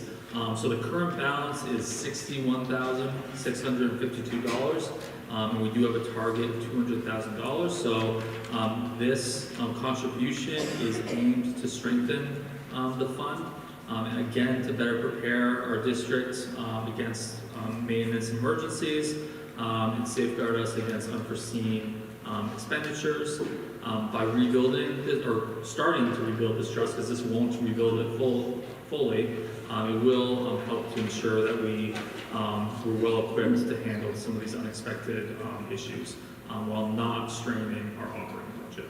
Thank you.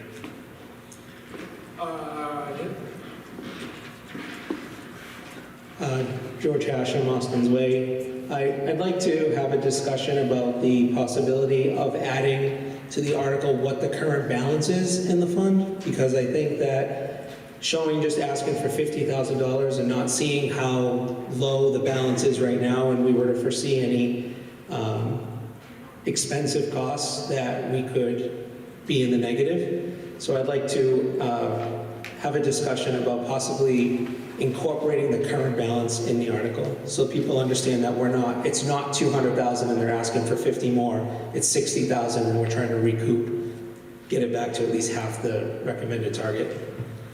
Thank you.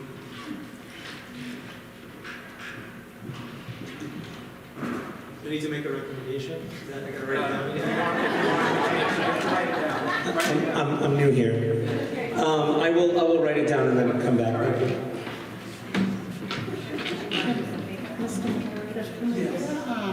Because I think that's a good point.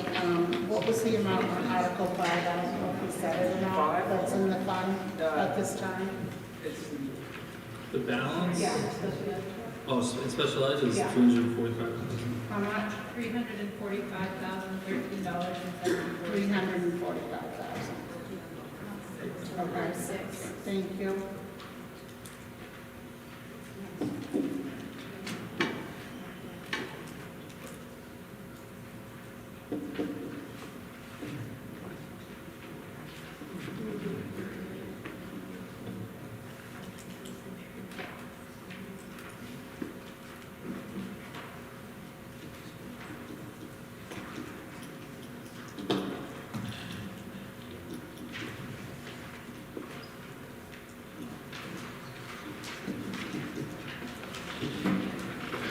This is your opportunity to ask some building questions.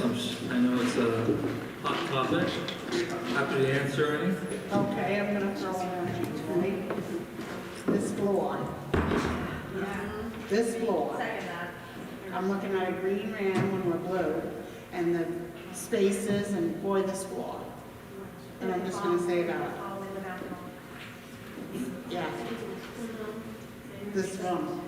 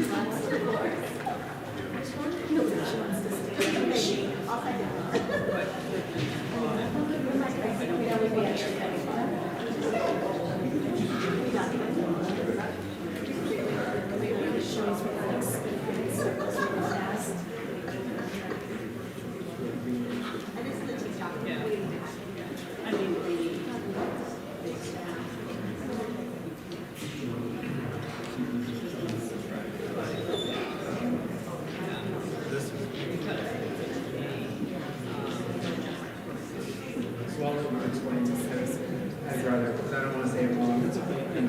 More was just trying to. so you can't change the wording on that. Yeah, you can ask, and you should ask the balance in the account, and they should be able to provide it for you here at the meeting. But you can't change one of these appropriation articles, they're dictated by the legislature. Yeah, here, great. But it will be the balance. Yeah, it's up there. I withdraw my ask, thank you. All right, are there any further questions or comments? Hearing none and seeing none. Just Article 7, to see if the school district will vote to raise and appropriate the sum of $24,171 to provide child benefit services in accordance with RSA 18949 for students who are residents of the Seabrook School District and attending Sacred Heart School located in Hampton, New Hampshire. Citizens petition by 25 or more registered voters of the town of Seabrook. Majority vote required. The school board and budget committee recommend this appropriation. Should this article be approved, it is estimated it will constitute a 0.0053 cent per thousand of the tax rate. Are there any questions or comments? Casey Hashem, Austin's Way. First, it says right here that the school board does support this, even though a half an hour ago we were told the school board did not make a decision about this. Also, I attended the school board meeting that this was discussed, and I feel like the school board said they were not going to recommend this because although we want to support all students in town, we are struggling to get our own budget passed right now, and that appropriations would make more sense to go to our public school. So I'm a little confused why it says that it is recommended by the school board on here, when at that meeting it was not recommended. Yeah, I didn't think we recommended that since it's a citizen's petition. And I'm just gonna say that, so I don't know why that's on there. I don't remember recommending it. I thought we couldn't recommend it. That's what I thought too. That must have been an I think that's a typo. Yeah, that was a vote by the school board, so we can certainly verify in the minutes, but I believe that was voted on. Why am I hearing two separate things though? Yeah, can you tell us? There was a discussion at the town budget meeting about this, and the school board representative was there, and at that time, she did agree with it. However, she was not there for the vote the meeting prior, where the school board voted not to recommend it. So maybe there was some confusion on that. No, because you cannot vote, a school board recommends at a budget committee meeting. I understand that, I'm just telling you what I heard at the meeting. So I'm saying maybe there was some confusion because of that. Well, it's bigger than confusion, it have to be a vote. So Matt stated that we voted at that meeting to recommend this article, correct? And then Casey When you voted on all the articles. Okay. So we're consulting the minutes right now. Okay, thank you. Yeah, I mean, I didn't think we could vote on a citizen's petition, so that might be an issue. That happens. I want to give George a break. John Carty, Sandpiper Lane. So are we in a situation where we need to propose new language for this item, which does not include the recommendation in question? I can't do it, but they're trying to find out the minutes. Okay. So, I'll volunteer to do it if necessary. But remember, even if the school board voted to recommend, you can take that off, That's true. right? Yep. So there you go. There you go. We just need it written in signs, if you want. It's on its way.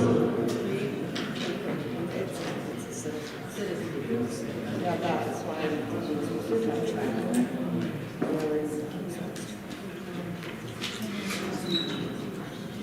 I would just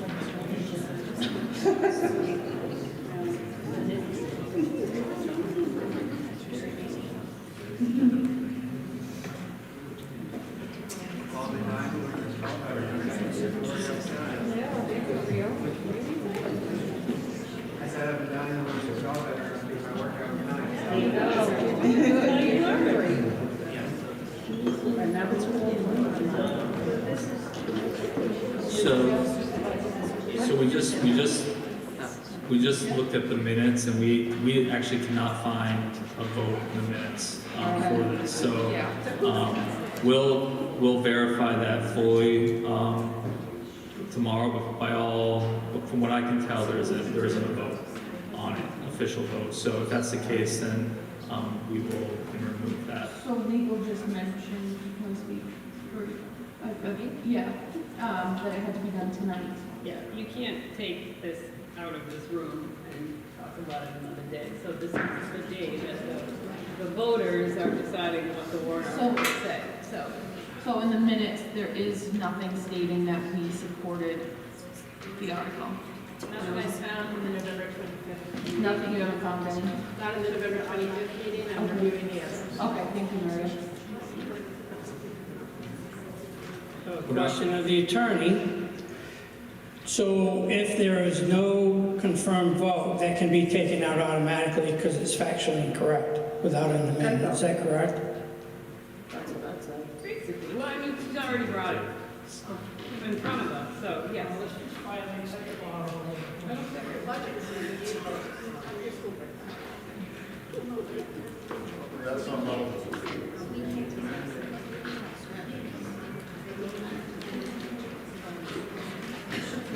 One last question. Lacey's used to this. Are we violating RSA 35 by taking the statutory required language out for recommendations? This is a different one. This was a citizen's warrant. This is a citizen's- Doesn't matter. The budget committee took a recommended vote. It's required under the statute, isn't it? Did they take the vote?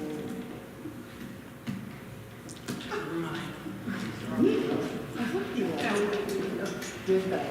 So Rio, let me know if this would be, or attorney, let me know if this would be appropriate. If I just strike from here and sign it, is that adequate, or do you need me to write it out longhand? Sorry? Either way is fine.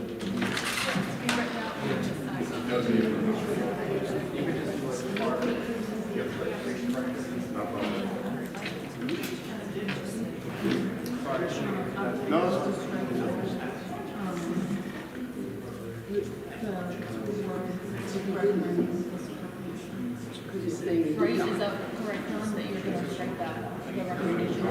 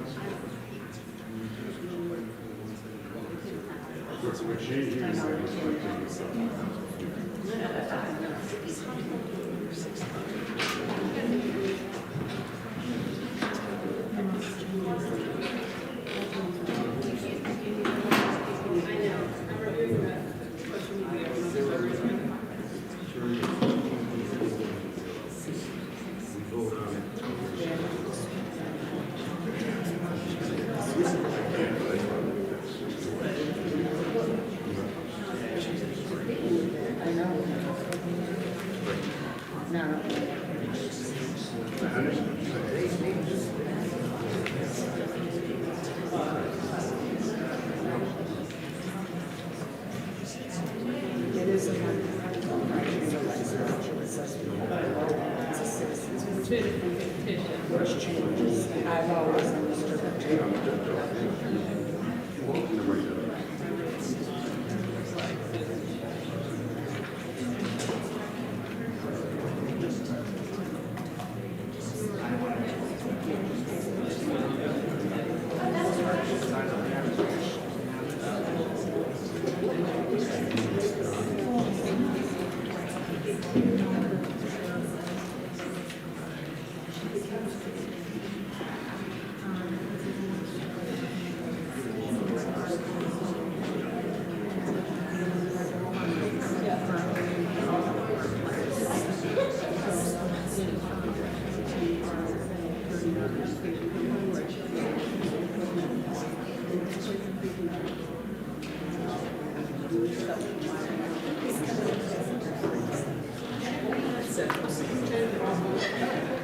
Things like that. Yeah. So they have the article on as it's been written by 25. Right. But I guess you have, and you did it. Well, in marriage. No,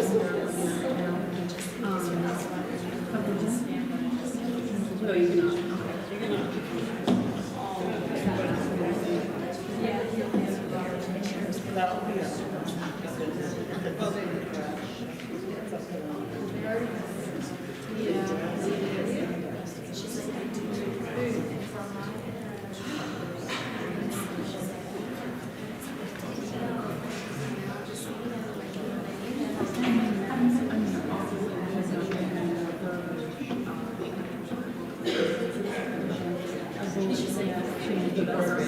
Minimally, right, but not structurally, but that, if that's not something. Right. That's not what you said.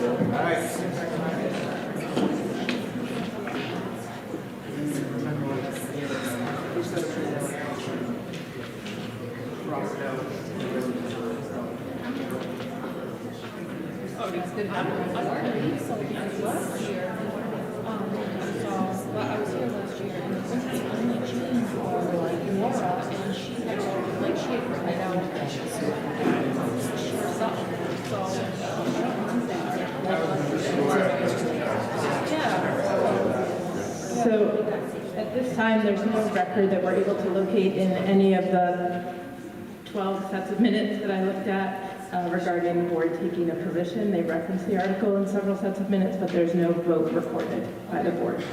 So it seems like that would simply remove that, and it would just read that the budget committee recommends this article. Okay. My proposed language is to take out the recommendations altogether. It's not the case that the budget committee voted or didn't vote. The question before us tonight is, should that verbiage be included in the verbiage of the article? That's what we're voting on. So my suggestion is that I don't think we are allowed to take out a budget committee recommendation. Well, we have Justin here on the budget committee. Justin, that's where he goes to council. Yeah. I would tend to agree. Yeah, I don't think we can talk about the committee. Okay. No, they can change the structure of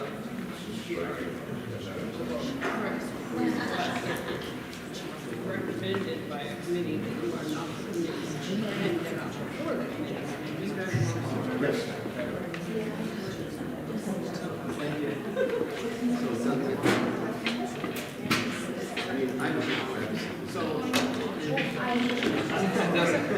Sorry. It's worse for you, you have to read it.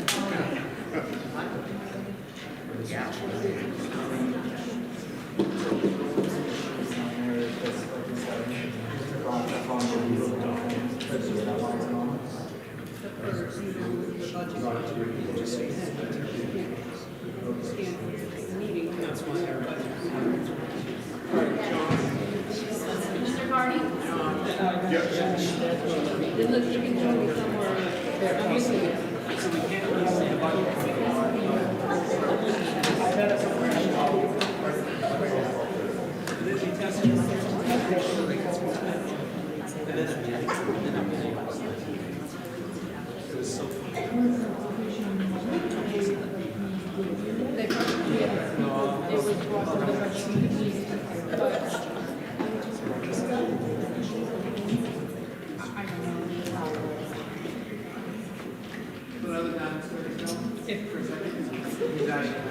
Yeah, you can take out that, that this committee didn't vote for it. Yes. Okay, so I'm gonna start with. So even though we never voted for it, you can still put, we can that on ourselves without a motion.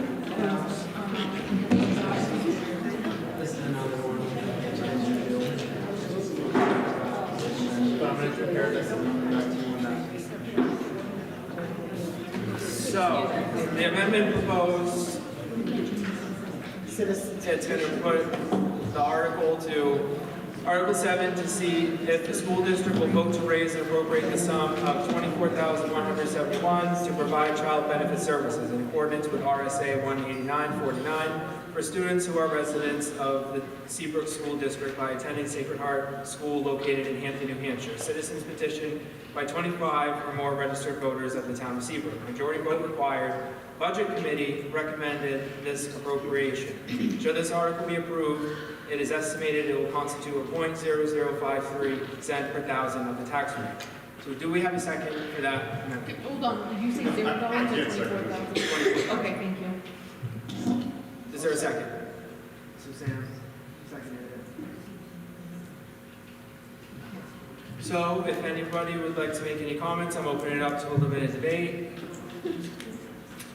Hearing none and seeing none, so this one we're going to do a voice vote. So all those in favor say aye. Aye. All those in favor of no say no. No. All right, so the ayes have it. The amendment passes.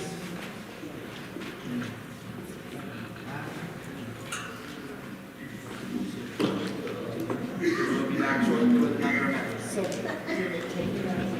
Yes. And the money. No.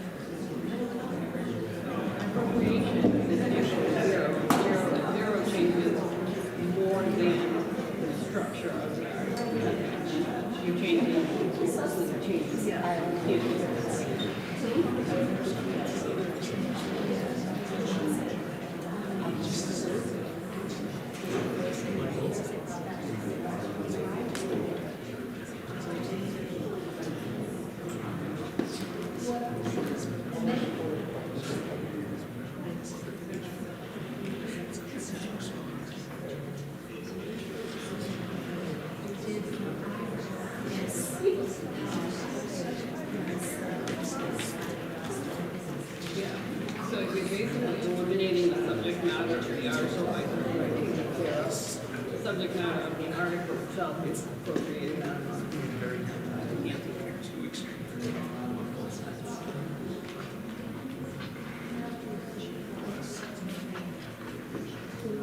So with this amendment, it's zeroing out. Do you want to explain this?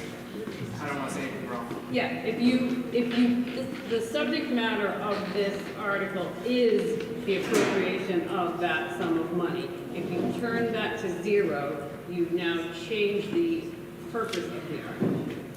I'll disagree because we've done this at our regular deliberative session. We did it last year. And they allowed a representative, one of the House representatives, to do it. And he zeroed something out that we wanted, that people worked very hard on, zeroed it out. And the attorneys there said, yeah, you can do it. You're not changing the language, you're changing the But number. you're changing the subject. So people can hear you at home. You're changing the subject, and you can't change the subject. The subject is raising the sum of $24,000. The subject has not been changed. The value has. The value is now zero. Value is the subject. No, the value can be changed, not the subject. Okay? And like I said, this has been done before at the town deliberative session, and Rio was the moderator at that point.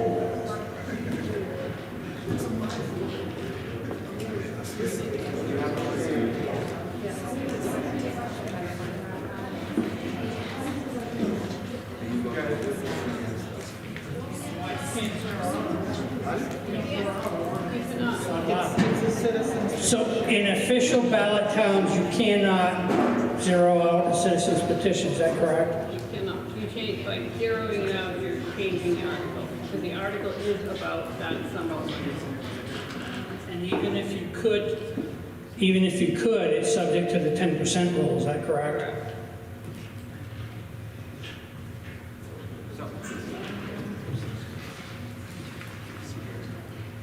We're gonna have to let that one sit. And it sounds like that amendment cannot come forward, where it's a citizen's petition. Did everyone catch it? I don't want to say it wrong, so I'll ask her to repeat again. Yes, so the statute says, such correction shall not in any way change the intended effect of the article as presented in the original language of the petition. So the intended effect of the article is to appropriate the sum of 24,000, not a you see what I'm saying? So by putting zero, you change, that changes the effect of the article. No, not intent, no, change intent. Yeah. Yeah. The intended effect of the article. So if it can't be zeroed out, it could be turned down to $100. No, it still changes the intended effect of the article. You could change the verbiage, potentially, I don't even know. I don't know what. Again, Rio, I don't know we what did the article it, I think, last year at the deliberative session, It was a so. citizen's petition, or not. I don't remember last year what was being said. What was last year? I don't remember that. But she's a lawyer, I'm not, I'm going to take the word on that one. So, yes. If you can vote increase an article, why can't you vote to decrease it? I think what's being said is it's a citizen's petition. No matter. It would not change the article itself, it would change the monetary value of that article. Lost to zero. Many, many times in my last 60 years in town. Changes if it's not legal. What I have to ask? What I have to say, what did Caleb say? To get it done over with. Can you say that again? Second!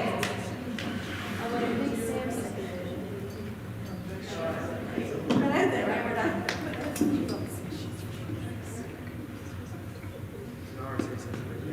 So now you're gonna read the articles, we'll move the budget, now you're gonna read it. You moved it? Yeah, you said it, I second it. Time to go. Okay, to see if the school district will vote to raise and appropriate the sum $24,171 to provide child benefit services in accordance with RSA 18949 for students who are residents of the Seabrook School District and attending Sacred Heart School located in Hampton, New Hampshire. Citizens petition by 25 or more registered voters of the town of Seabrook, majority vote required. Budget Committee recommended this appropriation. Should this article be approved, it is estimated will constitute 0.0053 cent per thousand tax rate. So, we want to move? Was I saying? Is that And the more. You gotta clean it up. Ultimately, it is the audit decision on Yeah, it is. if you want to change it. Yeah. You can look. Yeah, they did. They voted on that part. So now we're voting on this. Okay, all those in favor of the wording saying the same, say aye. Aye. Aye. All those opposed say no. So ayes have it, the wording will stay the same. Now, if there's any more questions or comments,